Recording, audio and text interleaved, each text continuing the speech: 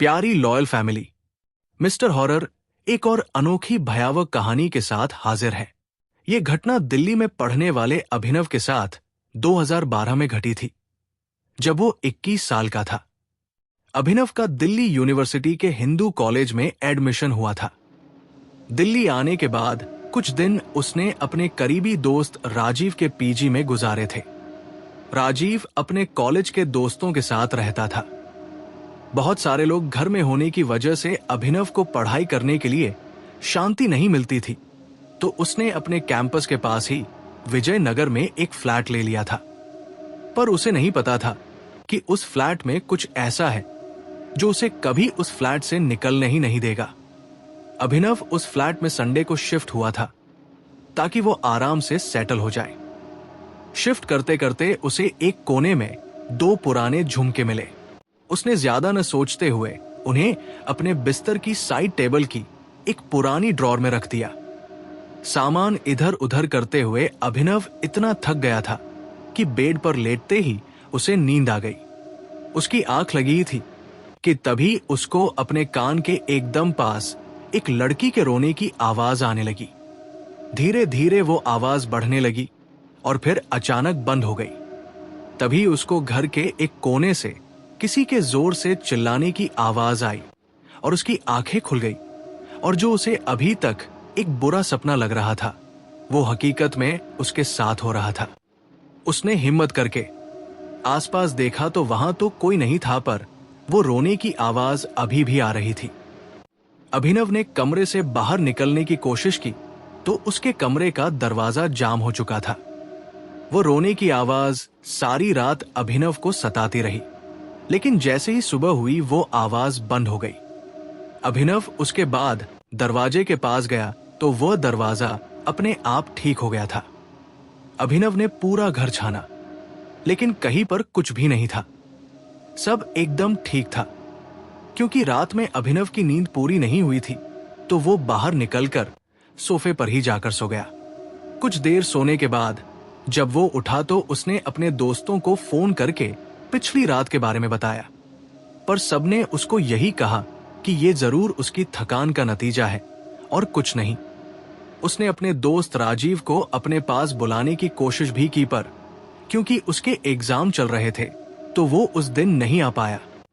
अभिनव को भी सबसे बात करके यही लगा कि वो सब उसका वहम है, लेकिन फिर भी दिन भर पढ़ने के बाद उसने डिसाइड किया कि वो उस रात अपने बेडरूम में नहीं बल्कि बाहर लिविंग रूम के सोफे पर ही सोएगा। पढ़ने के बाद सोफे पर लेटते ही उसे नींद आ गई। कई घंटे बीत गए पर कुछ नहीं हुआ।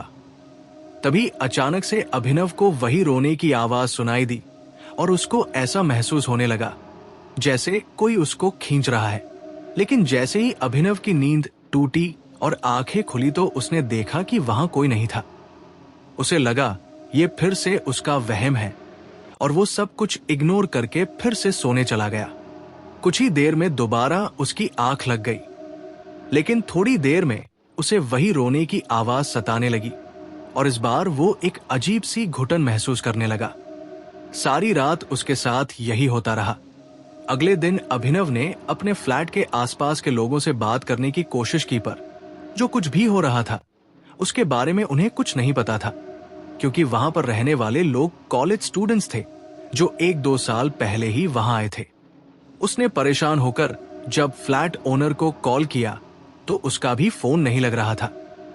अभिनव ने सबकी सलाह मानकर एक साइकेट्रिस्ट को कंसल्ट किया, जिसने उसके अलग अलग टेस्ट किए, पर उसे कुछ नहीं मिला। उस साइकेट्रिस्ट ने अभिनव को समझाया कि कभी कभार भारी थकान और स्ट्रेस से ये सब हो जाता है, और उसे कुछ स्लीपिंग पिल्स दे दी। स्लीपिंग पिल्स लेकर अभिनव सो तो जाता था, पर अब उसको अपने सपनों में एक लड़की दिखने लगी थी जो जोर जोर से एक कोने में बैठकर रोती थी। एक और सपने में अभिनव के लाख रोकने के बाद भी एक बिल्डिंग के टेरेस से छलांग लगा लेती थी। ऐसे सपनों से अभिनव की तबीयत दिन ब दिन बिगड़ती ही जा रही थी।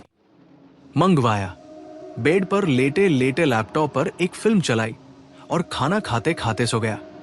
लेकिन उस रात फिर से उसे वही रोने की आवाज वापस आई, और जब अभिनव ने ध्यान से सुना तो इस बार आवाज रोने की नहीं बल्कि हंसने की थी, और उसको ऐसा महसूस हो रहा था जैसे किसी ने उसको कसकर पकड़ा हुआ है। उसने डर के मारे आंखें खोली तो उसने देखा कि उसकी छाती पर एक लड़की का हाथ था जिसका शरीर सड़ा हुआ था, और वो उसके बगल में लेटकर उसको जोर से पकड़े हुई थी और मुस्कुरा रही थी। और वो लड़की और कोई नहीं बल्कि वही लड़की थी जो उसके सपने में हर रात आती थी और एक बिल्डिंग के टेरेस से छलांग लगा दी थी। अभिनव ने खुद को वहां से निकालने की कोशिश की, पर उसके लाख दम लगाने पर भी वो हाथ उसके ऊपर से नहीं हिल रहा था। घबराहट में अभिनव की आवाज भी नहीं निकल रही थी। अभिनव ने अपना सारा दम लगाया और वो किसी तरह उस बेड से उठा। वो घर से बाहर जाने के लिए भागा, पर घर का मेन डोर खुल ही नहीं रहा था। तभी वो हंसी की आवाज रोने की आवाज में बदल गई।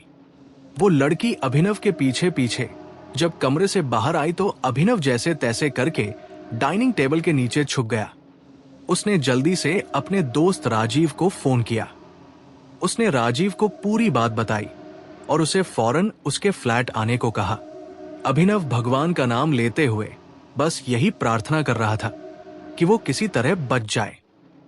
लेकिन तभी वो लड़की डाइनिंग टेबल से उल्टी लटकी हुई अभिनव की आंखों के सामने आ गई। उसे देखकर अभिनव कांप उठा। उसका चेहरा भयानक लग रहा था। बाल बिखरे हुए थे और आंखें एकदम नीली पड़ी थी। उस लड़की के कान में वही झुमके थे जो अभिनव को फ्लैट की सफाई करते समय मिले थे।